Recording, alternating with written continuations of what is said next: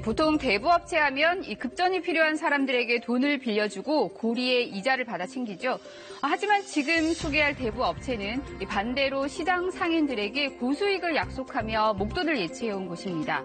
그런데 이 회사 대표가 지난달 회사 돈 300억 원을 갖고 사라졌다는 고소장이 접수되면서 전북 전주의 시장 상인들이 충격에 빠졌습니다.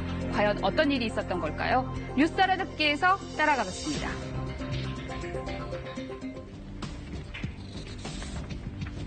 전북 전주의 한 시장. 손님 몇몇이 간간히 오가지만 상인들의 표정은 어둡습니다. 재난지원금 들어오기 전에는 여기 상가 손님 없었어요. 재난지원금이 풀려고도 사람들이 많이 찾아왔어. 좀 신나게 일했지. 했는데 또 이게 터져버리니까 그냥 맵이 떨어지지. 나쁜만 먹으려고 했는데 친정엄마한테 이 장사를 천직으로 알고 지난 십수년간 산전수전 다 겪어왔다는 상인들. 이들을 이토록 참담한 심정에 빠뜨린 건 코로나19도 아닌 한 남성이었습니다. 다름 아닌 대부업체 대표 47살 박모 씨인데요. 무슨 일이 있었던 걸까요? 이곳 상인들이 충격에 빠진 건 지난달 22일이었습니다. 이 대부업체 직원들이 이 회사 대표인 박모 씨가 회사 돈 300억 원을 들고 사라졌다며 이 경찰에 고소장을 접수한 건데요. 이 문제는 목돈을 맡긴 상인들이 한둘이 아니었다는 겁니다. 이 박모 씨는 2017년 대부업체를 세운 뒤 상인들을 상대로 일수를 놓았다는데요. 처음에 찍을 때는 이렇게 10,000원씩 이제 100만 원 찍으면 102만 원 딱 나와. 돈 벌어서 여기다 뭐 10,000원 더 치고 5만 원 더 치고 3만 원 더 치고 찍었잖아. 그 재미로 재밌게 일을 했어. 이 10,000원에서 5만 원 사이 금액을 정해 100일간 매일 입금하면 2% 정도 이자를 더해 돌려주는 방식이었습니다. 이 시중 예금과 적금 금리가 연 3% 미만인 점을 생각하면 100일의 2% 이자는 꽤 솔깃한 투자였습니다. 그런데 어딘가 좀 이상했습니다. 이 대부업이면 돈을 빌려주고 높은 이자를 받는 곳인데 박모 씨는 이 돈을 빌려주는 것보다 마치 은행처럼 돈을 예치하는 데 집중했다고 합니다. 이상하다고 느끼긴 했는데 그냥 믿었지. 모르는 사람도 아니고 그 사람이 신협을 오랫동안 다녀서 여기 순회를 계속 해놓고 다녔어. 이모하고 잘 따랐거든. 그래서 믿었지.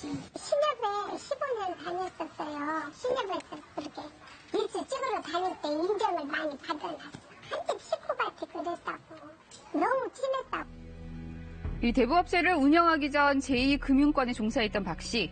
당시에도 매일같이 상인들을 방문해 대신 입금하는 일을 도왔기에 큰 의심을 했던 사람은 없었다고 합니다.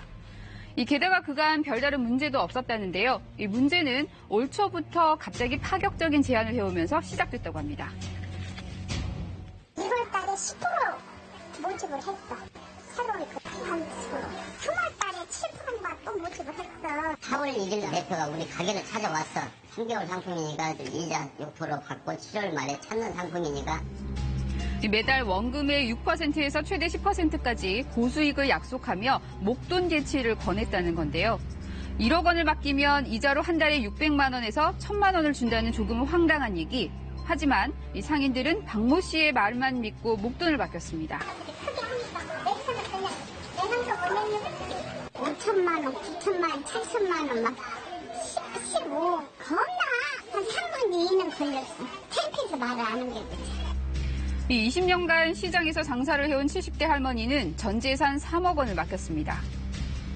딸들이 달달이 딸 넷이 120득을 붙여줘. 그런 놈 모아갖고 우리 아저씨 또 월급 있잖아. 우리 아저씨 월급 당근까지 다 냈어. 이 코로나19 사태로 직격탄을 맞은 시장 상인들인지라 이 박 씨의 이자에 기다리를 더 걸었던 건데요.